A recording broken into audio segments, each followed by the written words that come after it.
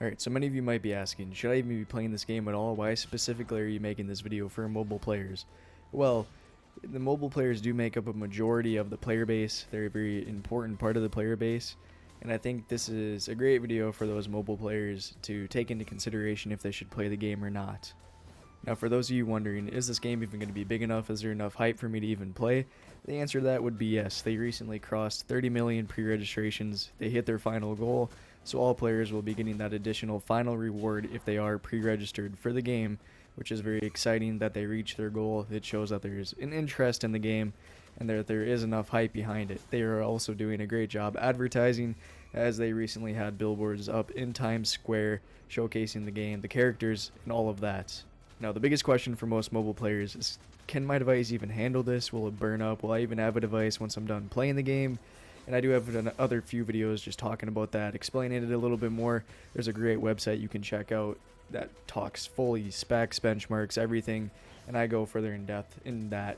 Now, I do think the game needs more optimization for a lot of those lower end chips, but for most of you, if you go to that website and you are in, I like to recommend the top 67 chips, I think I said, you'll be probably just fine playing the game, and I assume there's going to be more optimization anyways. So the best you can do is maybe try on release.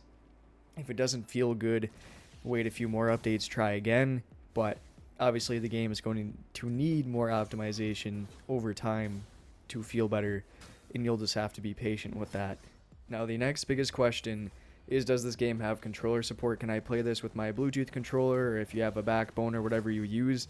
And the answer is yes, they were working on controller support, and that was announced in their launch live stream for when the game was announced, and they did show briefly some gameplay on that. I have no idea if that's going to be there for release. We still have to wait and find out on that, but there is an upcoming live stream again before the game launches on the 19th where they might talk about optimization and maybe some controller support there as well. Now, even if it isn't there for release and you're still looking for a device, there are some devices out there that do have like a key mapping feature in them, a software that allows you to map the buttons to a built-in controller on the device. The best device that does this, in my opinion, right now would be the Odin 2.